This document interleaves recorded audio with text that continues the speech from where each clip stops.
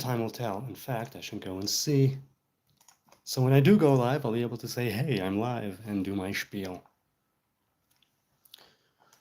Oh, wow. Okay, here's the link. Let's give it a minute. Let's see if is the volume up? Yep, and here I am. I'm live. It's the Nazarite bringing you Hebrew lore from days of yore. Hang on a second. I'll put that on mute. Okay. Wow. This is so much fun. I love it that I'm going live once again pretty spontaneously. Hopefully soon my schedule will still be on newborn schedule. Hello, person who's here. But I'll be able to be more flexible when I'm on parental leave. This has been a lovely day, and I hope to go live for a bit, answer a couple of questions and whatnot. So I'll start off with a little Andre, who said that he wanted me to share things, a couple of things with someone, with the people in the chat. He says, I want to share it. Now, I told him, why don't, go live, share it yourself, or, record a video. But he said, no, he's not into that. And so he says, I met a Rasta BMXer. So, BMXers with dreadlocks.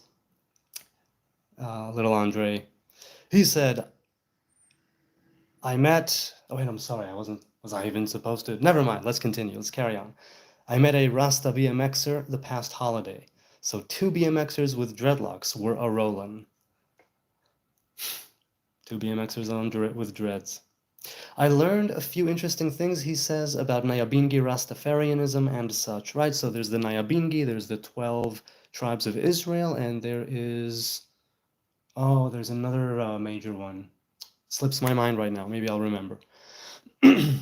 So he says, apparently they don't allow who wants to become a priest in the Nyabingi order to have or marry a white woman, white with the quotations there, and 2 question marks in a parentheses. Now, I don't know anything about Rastas in the sense of the different tribes, the different orders, but I think in the very same way that in the Torah it says that a priest should marry a specific type of woman, right, with specific criteria that she needs to live up to, and the high priest more so. I think in the same way, why wouldn't it be that the Nyabingi order would have their own rules? It stands to reason that if they consider themselves separated in some ways from the other Rastas, not hostile, but separated. And I think that the Nyabingi, if I'm not, I mean, I researched the different strains, let's say, of Rastafari a long time ago. It's been a very long time since I delved into it. But if I'm not mistaken, the Nyabingi order do consider themselves, or am I thinking of the Bobo Shanti? I might be thinking of the Bobo Shanti. But okay, so priests, if you want to become a priest in the Nyabingi order, so there is one of the orders that is, they say, all priestly, if I'm not mistaken. Is that the Bobo Shanti? Am I confusing my Rasta or Bobo Shanti? Even Rasta? 8 people in the chat. Someone throw me a bone.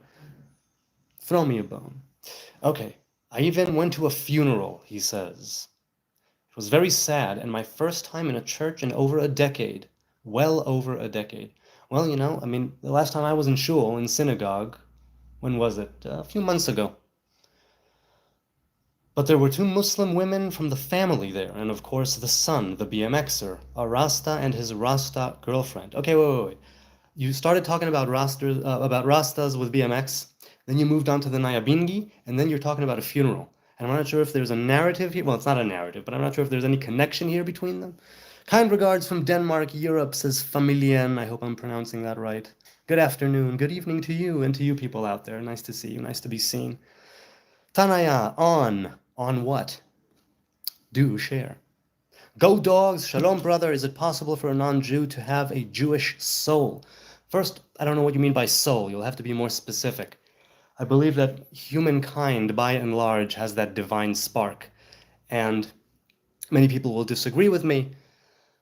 However, I think that even before we split into Jews and Gentiles and into the different tongues and nations and cultures and faiths and doctrines and whatnot, right, before those 70 root nations took hold in humanity, we were, in the beginning, just humanity in Eden, right? Just doing our thing with nature. Or some would say against nature, but true to our nature. So, is it possible? Anything is possible. Because it means many times people who convert, they say that they have a Jewish soul and that the soul was drawn back to its root in the Hebrew faith. And I'm inclined to agree. If somebody makes such a fundamental change in their lives, and you could argue Reconstruction or Orthodox, Reform, Conservative, if we're talking about modern day rabbinic, right, Judaism, Orthodox Judaism, it takes a long time to become a Jew. It's a long process. Is it possible? Of course it's possible. Many times they are converts, and other times, I suppose that, what do you mean by Jewish soul? I mean, you'll have to be more specific. Oshrat says, יש השם בעולם והוא בחר בעם ישראל, רק חבל שהם עדיין לא בוחרים בו כאחד כולם. There is God in the world and he has chosen the people of Israel. It is only such a shame that they themselves do not choose him as one. כאיש אחד בלב אחד. Yeah, well, you know what? I think it will come to it, Oshrat. At some point, it will definitely come to it. And, beginning with Israel, and at the end, it's the human race together. Going back, completing our task as one. How are you doing today, sir? Asks Familian. I'm doing very well, thank God. If I can sit here... Hey, wait. Dude. I'm live. Could you... Thank you. If I can sit here Tuesday evening with a cup of tea. It's the month of Adar. Biblically, the 12th month, the last month. And the month where Purim takes place. And it's the sign of the fish. Pisces, not the Gregorian or whatever Pisces, like the Hebrew astrology Pisces. Dagim, fish. And there's a lot of wonder about Adar. No, not on the table, man. It's clean. Not on the table. Right? I'm right. Of course I'm right. Okay, so he says... he continues and says, I didn't want to go to the church service really, but I didn't feel too out of sorts for that reason. Plus, he says, I'm not the same anymore with entering a church or mosque or whatever it may be. And it was not a regular church service. Also, it was on a Saturday, which reminds me, he says, apparently Rastas here, he's in South Africa. Apparently Rastas here, or only the Nayabingi, not sure, goes to church on Fridays. And their Sabbath is from Friday afternoon to something to Saturday midday. Okay, that's what BMXers with dreadlocks wanted to say. I'm gonna just head over to the chat now, live. Okay, so here. I from Bangladesh, says Mursaleen. Hi Mursaleen, and you. I'm in Jerusalem. Robert says, what is the book of wars documenting the Israelite wars of the Promised Land in the Torah, particularly Numbers 24:14? Achi, thank you in advance. Robert Harrison, I answered you in the comment you left about an hour ago. If I'm not mistaken, I didn't look it up yet.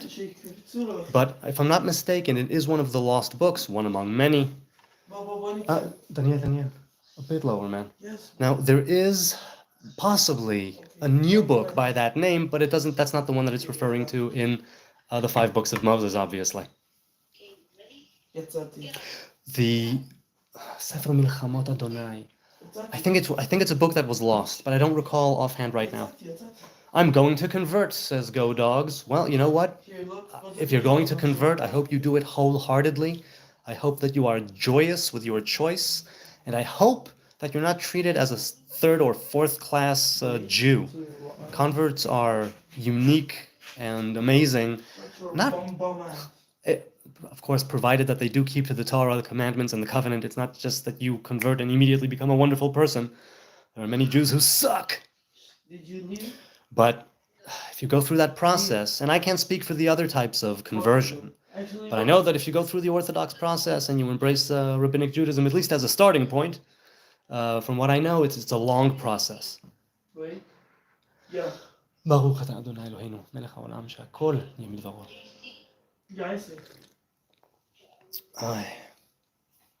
I'm happy for you, sir, says Familian. I enjoy your talks here for me.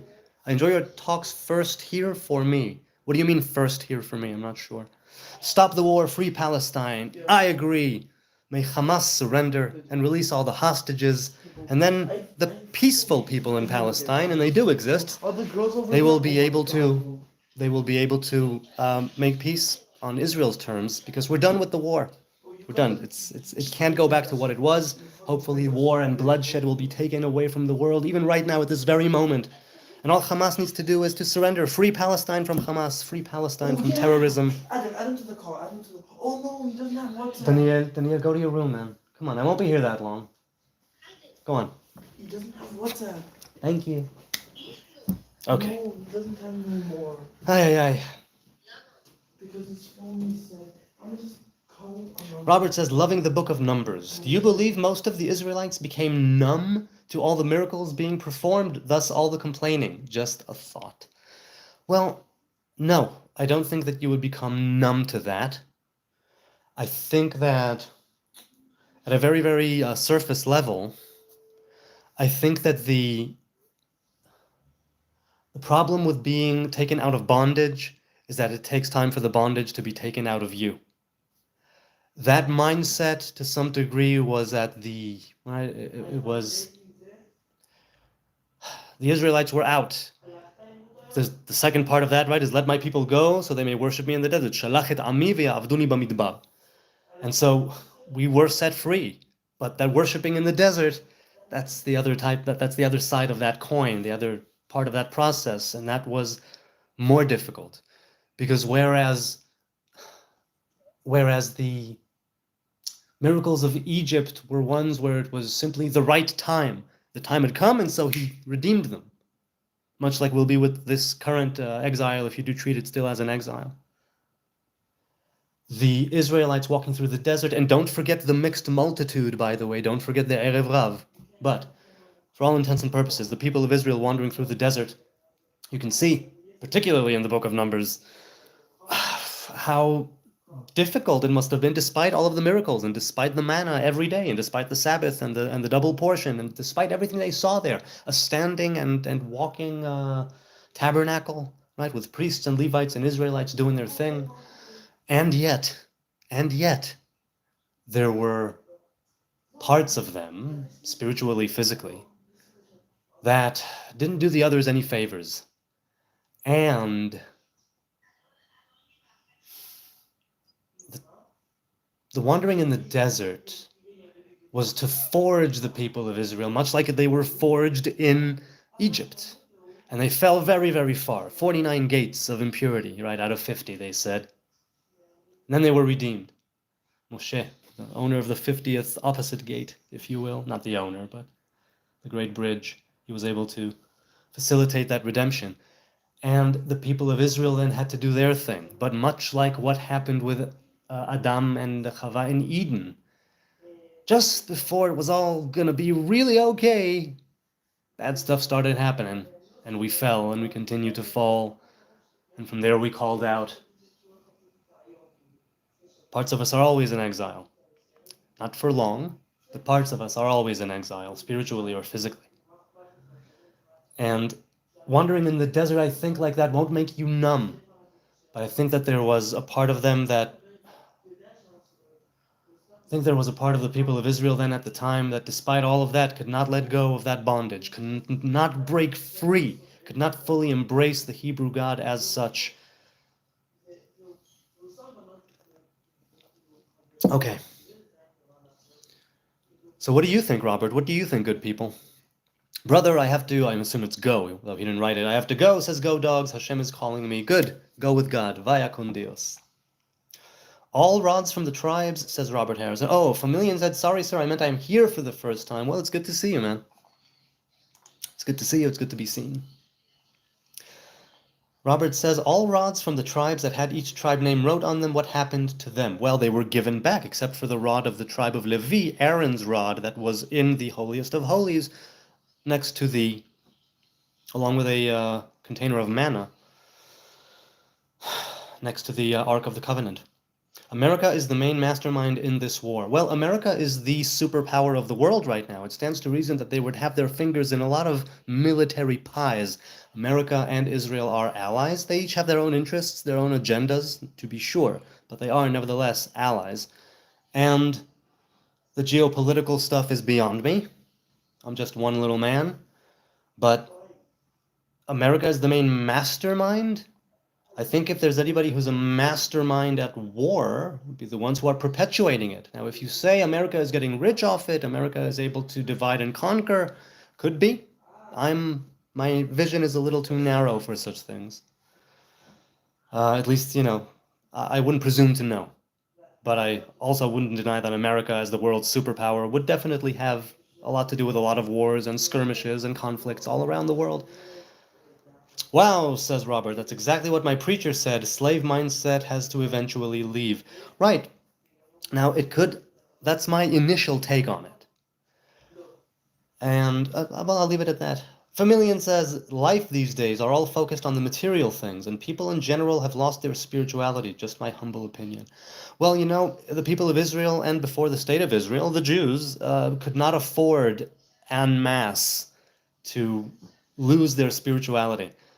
Because if the focus was on material things, well, Jews were hated when they had aplenty, and Jews were hated when they were desolate and had nothing. Not desolate. What am I thinking of? When they were despondent and had nothing, whatever the word is. People in general. It's too much of a general. Look, the material things. The gates have opened. The internet, all of that, right? And we do have abundance. We do have a plenty, and the world at your fingertips. As a counter, not in a negative way, but as a counter force to that material and physical abundance, there's also the potential of spiritual abundance, which has always existed, but now it is even awakened and stirred more so due to the rise in that focus on the material, as you say. So even if we do concede that life these days are all focused on material things, I can tell you in the state of Israel, despite us being a more modern and Western country, if you will, Jews and Israelites, we can't afford to all focus on the material things because we always have that material world, that physical world to come against us and push against us and, for us to discover our place in the spiritual and the physical way. If you say people in general have lost their spirituality, I would ask, why do you think that is? Is it because of material things? Have they facilitated that loss in spirituality, or is it something else that's working there? Hey, my woman's on. Hi, woman. Robert Harrison says, yes, mixed multitude or strangers, Gentiles, they had to keep the same laws and Sabbaths and holidays that the full-blooded Jews had to do, except they, the strangers, says Robert, that could not come near the tabernacle. Well, those who were defiled were outside of either one of three camps, and that's true if they were strangers or Jews.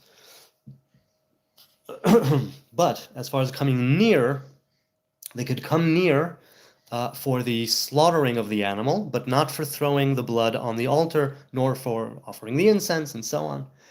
Inshallah, Imam Mahdi, come and clean this world, says Mursaleen. Yeah, the world shall be cleansed, hopefully not with fire, hopefully not with war and pestilence and hunger and disease. Hopefully it will be cleaned with love. We will merit that cleanliness with our own actions, with our own deeds. Day by day, bit by bit. A baby will be coming your way soon, says my woman, and that was 3 minutes ago. Okay, so short and sweet. I'll read a few more and then I'll leave it at that. I wanted to do so many other things. I have more comments that I wanted to read from the past couple of days. All right. Robert says, the Levites are set apart. Also the Nazarites, also set apart, meaning people could tell by the outward appearance and by the things they could not do, would let other Israelites know that that person was wholly dedicated to God. You had the different garments, let's say, of the priests, and you had the locks, if you will, of the Nazarite, if they did have locks, or by the things they could or couldn't do. But if we're talking, let's say, about ritual cleanliness, that was something that has always been fluctuating from one to the other. There has never been a time, right, where we are always in some way ritually impure and unclean, even if only for that period of time, even if we do have a standing altar, a temple in Zion, even if we do have the ashes of the red heifer, there's still a point where the unclean needs to become ritually clean, and in doing so, the clean become unclean. There's always that tension between purity and impurity, which belongs here in the lower realms of good and evil, positive and negative, that duality. So being set apart, I think the Hebrew man or woman set themselves apart first and foremost with their actions, right? The things they could do, could not do, like you said there. Levites and Nazarites, case in point, it's not necessarily something that advertises it, although the hair of a Nazarite, if he or she do have hair, and they are doing it long term, yes, you would see, but only a very less than a handful of people have looked at my locks and said, "Oh, you're a Nazarite." I mean, two, maybe three. I think two people have said that, or have asked me if that's what. I think two people have asked me if that's what it was. Other people probably assume I'm a Rasta. Mursaleen says, "Tell me something about Iran and Israel." Okay, before the revolution, Iran and Israel were, you know, I don't know if they were the best friends in the world, but they weren't such enemies. And I hope that the great Persian people of Iran will be able to also be cleansed of the fundamentalism, of the extremism, of the bloodshed, of the war. Oy. And Iran and Israel. Well, look, we have Purim coming up, the holiday of Purim, which took place in Shushan, traditionally.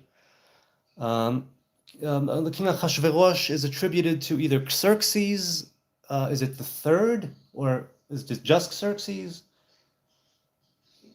Or is it Daryavesh the third? Achashverosh is mentioned in the book of Esther. That happened in Persia. And Esther and Mordechai, the two heroes, if you will, of the book of Esther, are indeed buried in Iran. You can find footage on YouTube and elsewhere of people in those at those graves. Now, you can make the argument, no, they're not actually buried there. It's all folklore and tradition, which is based on nothing. But traditionally, nonetheless, that's where they're buried, and those are their burial sites. Right, so Robert, as for being wholly dedicated to God, you can be holy by what you separate yourself and your tribal affiliation or the Nazarite chip. You can still be holy and dedicated to God even without being born into the Levitical tribes, the Levitical families, and not taking the Nazarite vow. I think if you're a Hebrew man, keeping the Torah, keeping the commandments, holding to the covenant, that makes you holy in the way that you decide to dedicate yourself in that which you do. As for the Gentiles, obviously, doing good, being good, striving for good, is something that's worth being dedicated to, even if you fall short of it. And what is it that you make holy? What is it that you set apart? What is it that you sanctify, right? That's who you are as a person. Really great reply from you, says Familian. You are helping me seeing things in a better light. Hey, I'm talking to myself as much as I'm talking to you. I'm all about figuring things out, sometimes remaining blind, willfully ignorant, but more often than not, I want to keep my eyes open and my brain and mind open. Robert says, how have you got your much-needed rest as a dad to a newborn? Because you seem rested.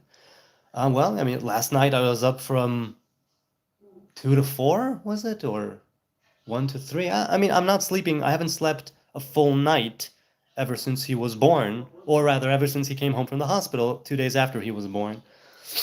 So, how have I got my much-needed rest? I don't know. See, here's the thing.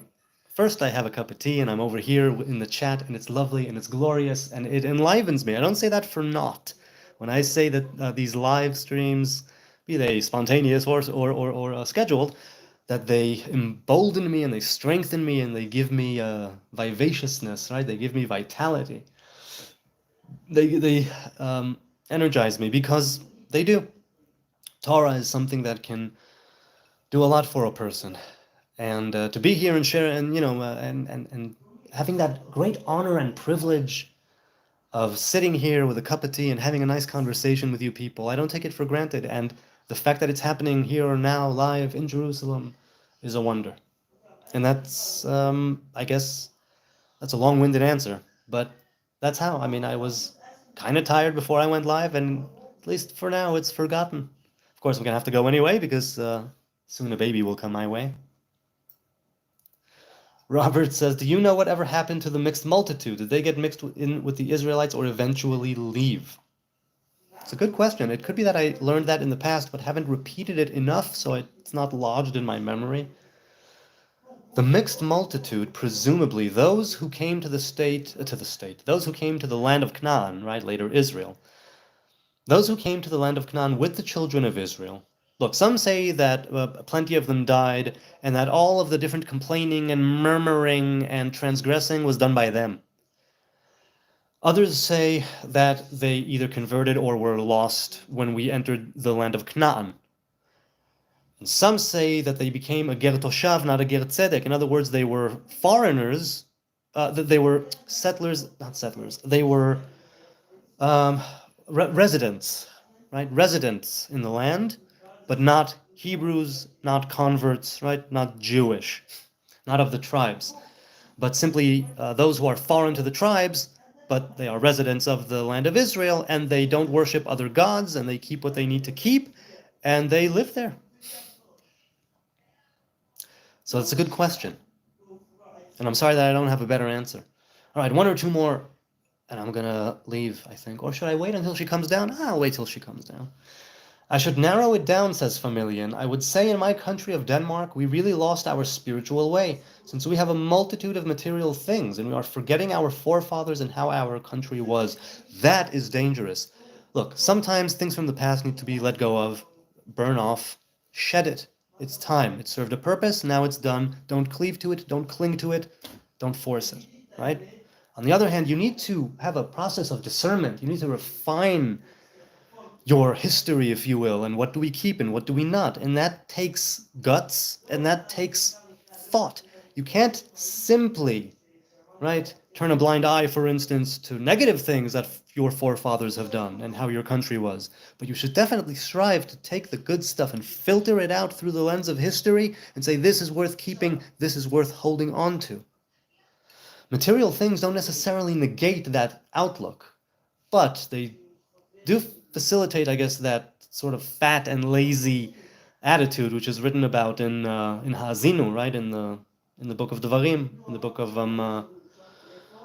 Deuteronomy, towards the end, in the great poem of Ha'azinu, Vayishman Yeshurun Vayiv'at, that Israel, right, who were straight, the straight goers, grew fat and they kicked.